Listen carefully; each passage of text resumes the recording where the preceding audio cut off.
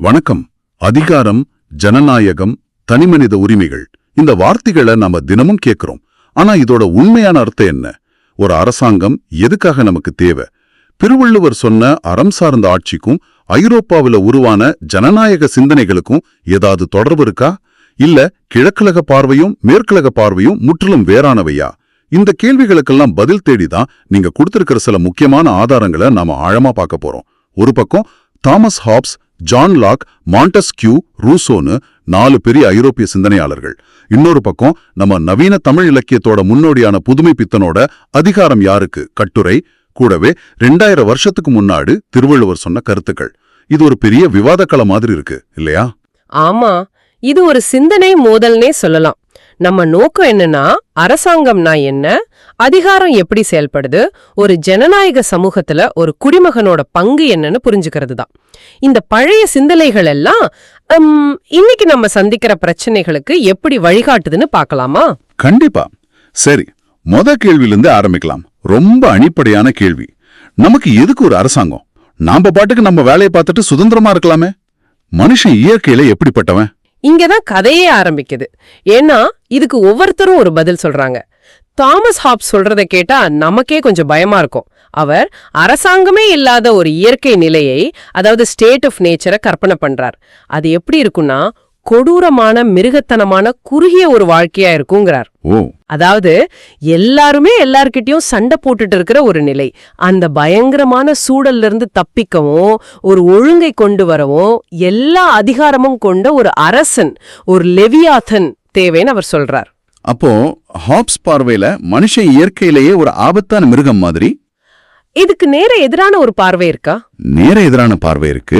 அதுதான் ரூசோவோடது. அவர் என்ன சொல்றாருன்னா, இயற்கை நிலையில மனிதன் ரொம்ப சுதந்திரமா, சமத்துவமா, சந்தோஷமா இருந்தான். ஒரு அப்பாவி மாதிரி.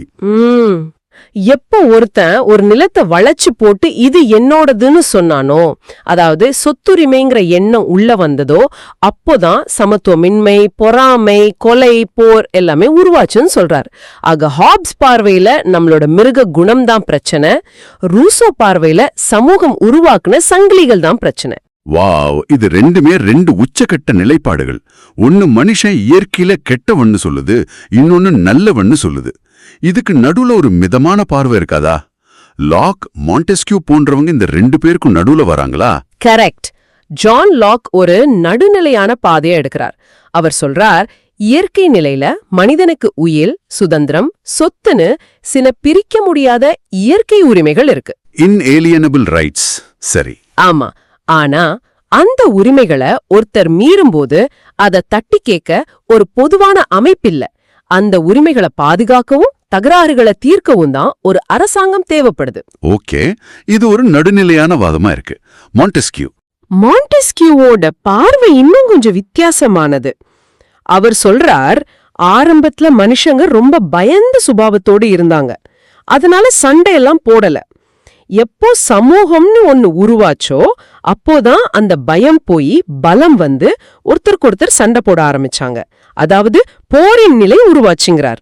சரி, இந்த மேற்கத்திய தத்துவங்களை எல்லாம் கேட்டாச்சு. நம்ம மரபுல புதுமை பித்தன் இதை எப்படி பாக்குறார்? அவரோட தத்துவஞானியை விட ஒரு யதார்த்தவாதி இல்லையா? அவர் பார்வை இதுல எங்க பொருந்தது? நீங்க சொல்றது ரொம்ப சரி. புதுமை பித்தன் தத்துவ ரீதியா போகாம ரொம்ப நடைமுறை பார்வையோட ஒரு உயிரியல் பார்வைய கொடுக்கிறார். அவர் என்ன கேக்குறார்னா, மனுஷனுக்கு மற்ற விலங்குகள் மாதிரி கொம்போ, ஓடோ, கூர்மையான நகமோ இருக்கா? இல்ல. இந்த உடல் ரீதியான பலவீனம்தான் மனுஷனை ஒரு சமூக விலங்கா மாத்துச்சு. தனியா வாழ்ந்தா செத்துடுவோங்கிற பயம்தான் கூட்டமா வாழ வச்சது. அப்படி கூட்டமா வாழும்போது சில தனிப்பட்ட ஆசைகளை தியாகம் செஞ்சு ஒரு சமூக ஒப்பந்தத்துக்குள்ள வரும். இந்த கூட்ட வாழ்க்கை தான் கலாச்சாரம், பண்பு எல்லாத்தையும் உருவாக்குது. இந்த சமுதாயத்தை காப்பாத்த தான் அரசு தேவைப்படுது. இது ரொம்ப நேரடியான எளிமையான விளக்கம். ரொம்ப சுவாரஸ்யமா இருக்கு. அப்போ அரசு தேவைங்கிற விஷயத்துல ஏறக்குறை எல்லாருமே ஒரு முடிவுக்கு வராங்க.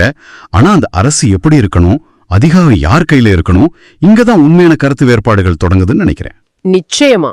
மேற்கத்திய சிந்தனையில 4 முக்கியமான மாதிரிகளை பார்க்கலாம். முதல்ல ஹாப்ஸ். அவருக்கு குழப்பமே பிடிக்காது. அதனால முழுமையான முடியாட்சி, அதாவது அப்சல்யூட் மொனார்கி தான் தீர்வுன்னு சொல்றார். ஒரே ஆள் கையில எல்லா அதிகாரம் இருந்தா அது சர்வாதிகாரத்துக்கு வழிவகுக்காதா? இதுக்கு மாற்று கருத்து இருந்திருக்குமே. ஓ நிச்சயமா. ஜான் லாக் ஒரு பிரதிநிதித்துவ அரசாங்கத்தை முன்மொழிஞ்சார், ரெப்ரசன்டேட்டிவ் கவர்மெண்ட். ஆனா அதுல ஒரு பெரிய நிபந்தனை வச்சார். வாக்குரிமை சொத்து இருக்கிற ஆண்களுக்கு மட்டும்தான். ஒரு நிமிஷம், இது கேட்கவே ஒரு மாதிரி இருக்கே. சொத்து இருந்தா தான் ஓட்டு போட முடியும்னா அது எப்படி ஜனநாயகமாகும்? இது ஒரு பெரிய குறைபாடு இல்லையா? இது ரெண்டுமே கலந்ததுதான். அந்த காலத்துல இது ஒரு முற்போக்கான கருத்தாதான் பார்க்கப்பட்டது. ஆனா இன்னைக்கு பார்க்கும்போது இது ரொம்ப பெரிய பாகுபாடுதான். இதை தாண்டி வந்ததுதான் மாண்டெஸ்கியோட சிந்தனை. அது ஒரு உண்மையான புரட்சிகரமான சிந்தனை. சரி, அதுதான் அதிகார பிரிவினை, செப்பரேஷன் ஆஃப் பவர்ஸ். ஓகே, இது கொஞ்சம் விளக்கமா சொல்லுங்க. அதிகார பிரிவினைனா என்ன? ரொம்ப சிம்பிள். அரசாங்கத்தோட அதிகாரத்தை 3ஆ பிரிக்கணும். சட்டம் இயற்றும் துறை, அதாவது லெஜிஸ்லேட்டிவ். அத செயல்படுத்தும் நிர்வாகத்துறை, எக்ஸிகியூட்டிவ். சட்டங்கள் சரியா இருக்கான்னு பாக்குற நீதித்துறை, ஜுடிஷியல். இந்த 3 தனித்தனியா இயங்கணும். ஏன் அப்படி பிரிக்கணும்னா, எல்லா அதிகாரமும் ஒரே இடத்துல குவிஞ்சா அது சர்வாதிகாரத்துக்கு வழிவகுக்கும்னு அவர் ரொம்ப அழுத்தமா எச்சரிச்சார். இது கேட்க ரொம்ப நியாயமா இருக்கு. ஒரு 3 கால் முக்காலி மாதிரி. அப்போ ருசோவோட நேரடி ஜனநாயகம் இதிலிருந்து எப்படி வேறுபடுது? ரூசோ இன்னும் ஒரு படி மேல போயிட்டார். அவர் பிரதிநிதிகளை அனுப்புறதையே நிராகரிச்சார். மக்கள் எல்லாரும் நேரடியா ஓட்டு போட்டு பொது விருப்பத்தை, அதாவது ஜெனரல் வில்ல வெளிப்படுத்தணும்னுனார். இது கேட்க நல்லா இருந்தாலும் ஒரு பெரிய நாட்டுல கோடிக்கணக்கான மக்கள் எப்படி எல்லா விஷயத்துக்கும் நேரடியா ஓட்டு போடுவாங்கங்கிறது ஒரு பெரிய கேள்வி. ஆமா, அது நடைமுறையில சாத்தியமானு தெரியல. அதோட அதிகார பிரிவினையையும் அவர் ஒத்துக்கல. அதிகாரம் பிரிக்கப்படக்கூடாது, அது முழுசா மக்கள் கிட்ட தான் இருக்கணும்னு சொன்னார். இங்கதான் நம்ம கிழக்கிழக பார்வை உள்ளே வருது. திருவள்ளுவர் குறிப்பிடும் அரசு எப்படிப்பட்டது? அதுவும் ஒரு முடியாட்சி தானே. அதுல இது மாதிரி அதிகார பிரிவினைக்கு இடம் இருந்ததா? ஆமா, அது முடியாட்சிதான். ஆனா அரசனோட அதிகாரம் எல்லையற்றது கிடையாது. வள்ளுவர் சொல்ற அரசுக்கு 6 அங்கங்கள் இருக்கு. படை, குடி, கூழ், அமைச்சு, நட்பு, அரண். இதுல அமைச்சு, அதாவது அமைச்சர்கள் ரொம்ப முக்கியமானவங்க. அரசன் தப்பு செஞ்சா அவனை இடித்துரைக்கும் துணிச்சல் அமைச்சர்களுக்கு இருக்கணும்னு வள்ளுவர் சொல்றார். இடித்துரைத்தல் சும்மா ஆலோசனை சொல்றது இல்ல. ஆமா, சும்மா ஆலோசனை சொல்றது இல்ல, கண்டிச்சு திருத்துறது. இது சட்ட ரீதியான அதிகார பிரிவினை இல்லனாலும் ஒரு அறம் சார்ந்த அதிகார சமநிலை, ஒரு மாரல் செக் அண்ட் பேலன்ஸ். இது ரொம்ப சுவாரஸ்யமா இருக்கு. ஒரு தனிநபரின் அற உணர்ச்சி ஒரு அமைப்புக்கு இணையா பார்க்கப்படுது. சரி, நவீன தமிழ் சிந்தனையாளரான புதுமைப்பித்தன் இந்த அதிகார பகிர்வு பத்தி என்ன சொல்றார்? இங்கதான் ஒரு ஆச்சரியமான விஷயம் இருக்கு. பிரான்ஸ்ல 18ஆம் நூற்றாண்டுல வாழ்ந்த மாண்டெஸ்கியூ என்ன சொன்னாரோ கிட்டத்தட்ட அதையே 20ஆம் நூற்றாண்டுல புதுமைப்பித்தனும் சொல்றார். ஓ, அப்படியா? ஆமா, இது காலத்தையும் இடத்தையும் கடந்த ஒரு உலக பொதுவான உண்மையா இருக்கு. புதுமைப்பித்தன் அரசாங்கத்தோட 3 வேலைகளை தெளிவா சொல்றார். சட்டம் இயற்றுதல், நிர்வாகம் மற்றும் சட்டத் தெளிவு, அதாவது நீதி. சட்டம் போடுற அதிகாரமும் அதை செயல்படுத்துற அதிகாரமும் ஒரே ஆள்கிட்ட இருந்தா தப்ப திருத்தவே முடியாது, அது அடக்குமுறைக்கு தான் வழிவகுக்கும்னு எச்சரிக்கிறார். இது மாண்டெஸ்கியோட கருத்தோட நேரடி எதிரொலி. அப்போ அதிகாரம் ஒரே இடத்துல குவியக்கூடாதுங்கிறதுல கிழக்கு மேற்கு 2 தரப்புலயுமே ஒருமித்த கருத்து இருக்கு. சரி, அடுத்த கட்டத்துக்கு போவோம். இந்த அமைப்புகள்ல மக்களோட பங்கு என்ன? ஆப்ரஹாம் லிங்கன் சொன்ன அந்த புகழ்பெற்ற வரி, மக்களால், மக்களுக்காக, மக்களின் அரசு, இந்த தத்துவங்கள்ல அது எப்படி பார்க்கப்படுது? இதுதான் ஜனநாயகத்தோட இதயமே. ஜான் லாக் ஒரு பெரிய ஜனநாயக ஆயுதத்தை மக்கள் கையில கொடுக்கிறார். மக்களோட உயிர், சுதந்திரம், சொத்துங்கிற உரிமைகளை அரசாங்கம் மீறினா அந்த அரசாங்கத்தை எதிர்த்து புரட்சி செய்ய மக்களுக்கு உரிமை உண்டுன்னு சொன்னார். இது ஒரு மிகப்பெரிய விஷயம். அரசாங்கத்துக்கே ஒரு எமர்ஜென்சி பிரேக் மாதிரி. ஆனா ஹாப்ஸ் இதை ஏத்துக்கிட்டு இருக்க மாட்டாரே. கண்டிப்பா மாட்டார். ஹாப்ஸ்க்கு இது நேர் எதிர். மக்கள் ஒரு தடவை தங்களோட உரிமைகளை அரசன் கிட்ட ஒப்படைச்சிட்டா அவ்வளவுதான்.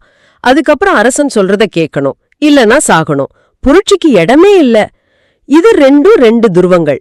ஒண்ணுல மக்கள் கையில இறுதி அதிகாரம், இன்னொன்னுல அரசன் கையில இறுதி அதிகாரம். புதுமைப்பித்தன் குடிமகன்கிற கருத்தை எப்படி பார்க்கிறார்? அவர் வாக்குரிமை பத்தி என்ன சொல்றார்? புதுமைப்பித்தன் பிரஜை, அதாவது குடிமகன்கிற கருத்தை ரொம்ப தெளிவா முன்வைக்கிறார். சர்வஜன வாக்குரிமை, யூனிவர்சல் வோட்டிங் ரைட்ஸ் பெற்றவன் தான் பிரஜைன்னு சொல்றார். லாக் சொன்ன மாதிரி சொத்து இருக்கிறவங்களுக்கு மட்டும் வாக்குரிமைங்கிறத அவர் நிராகரிக்கிறார். ஒருத்தன் மனுஷனா பிறந்தா போதும் அவனுக்கு ஓட்டுரிமை உண்டுங்கிறது தான் நியாயம்னு சொல்றார். இந்த வாக்குதான் நாட்டை ஆள்றதுக்கு மக்கள் கொடுக்கிற ஒப்புதல், கன்சென்ட். ஓகே, எல்லாருக்கும் ஓட்டுரிமை இருக்கு. ஆனா இன்னைக்கு லிங்கனோட ஜனநாயகம் சிதைஞ்சு போயிருக்குன்னு ஒரு பார்வை இருக்கே. அந்த மக்களுக்காகங்கிற அம்சம் எங்க போகுது? ஏன் சில சமயம் ஜனநாயகம் மக்களிடமிருந்து பறிக்கும், அதாவது ஆஃப் த பீப்புள், பணக்காரர்களால் வாங்கப்படும் பை த பீப்புள் அரசாக மாறுது? நீங்க கேக்குற கேள்விக்கு ரூசோவும் புதுமைப்பித்தனும் ரொம்ப தெளிவான பதில்களை கொடுக்கறாங்க. முதல்ல ரூசோ, அவர் ஒரு அதிர்ச்சியான எச்சரிக்கை கொடுக்கிறார். அரசாங்கத்தோட விஷயங்கள்ல எனக்கென்னன்னு ஒரு குடிமகன் எப்போ கேட்க ஆரம்பிக்கிறானோ அப்பவே அந்த நாடு அழிஞ்சு போச்சுன்னு அர்த்தங்கிறார். மக்களோட இந்த அக்கறையின்மை ஜனநாயகத்தை உள்ளிருந்தே அரிச்சுடுற ஒரு புற்றுநோய் மாதிரி. ஆமா, இதை நம்ம இன்னைக்கு நிறைய பாக்குறோம். அரசியல்னாலே ஒரு விதமான சலிப்பு, எல்லாம் அப்படிதாங்கிற மனநிலை, இது ஒரு காரணம். புதுமைப்பித்தன் இன்னும் ஆழமான ஒரு நடைமுறை சிக்கலை சொல்றார் இல்லையா? ஆமா, புதுமைப்பித்தனும் ரொம்ப ஆழமான ஒரு நடைமுறை சிக்கலை சுட்டி காட்டுகிறார். எல்லாருக்கும் ஓட்டுரிமை இருந்தாலும் சட்டசபைகள்ல எந்திர முதலாளித்துவத்தின், அதாவது கேபிட்டலிஸ்ட் இன்ட்ரெஸ்ட், பெரிய பணக்காரங்களோட செல்வாக்கு தான் அதிகமா இருக்குன்னு சொல்றார். சரி சரி. இதனால சட்டங்கள் பெரும்பாலும் அவங்களுக்கு சாதகமா தான் இயற்றப்படுது. விவசாயிகளோட நலன் மாதிரி மத்த மக்களோட தேவைகள் கண்டுக்கப்படாம போகுது. இதனாலதான் மக்களுக்காக இருக்க வேண்டிய அரசு மக்கள் கிட்ட இருந்து பறிக்கிற அரசாகவும் செல்வாக்கு மிக்கவங்களால வாங்கப்படுற அரசாகவும் மாறிடுது. நீங்க கேட்ட லிங்கனோட ஜனநாயகத்தோட சென்னிக்கு நிலை இதுதான் அவர் பல வருஷத்துக்கு முன்னாடியே எழுதிட்டாரு. அவர் எழுதுனது இன்னைக்கே எவ்வளவு உண்மையா இருக்கு. இந்த அதிகாரம் செல்வாக்கு பத்தின விவாதம் நாடுகளுக்கு இடையான உறவுகளுக்கும் பொருந்தும் இல்லையா? போர், மோதல்கள், ஏகாதிபத்தியம், இதையெல்லாம் இந்த தத்துவங்களை எப்படி விளக்குது? நிச்சயமா. ரூசோவோட வாதப்படி எப்ப சொத்துரிமை வந்துச்சோ அப்பவே போரும் வந்துடுச்சு. மாண்டெஸ்கியோவோட வாதப்படி எப்ப சமூகம் உருவாச்சோ அப்பவே போரின் நிலை தொடங்கிடுச்சு. இந்த மோதல்களோட உச்சக்கட்ட வடிவம்தான் ஏகாதிபத்தியம். காலனி ஆதிக்கத்தின் கீழ் வாழ்ந்தவருங்கிற முறையில புதுமைப்பித்தனுக்கு இத பத்தி ரொம்ப கடுமையான கருத்துக்கள் இருந்திருக்கும்னு நினைக்கிறேன். மிக சரியான கணிப்பு.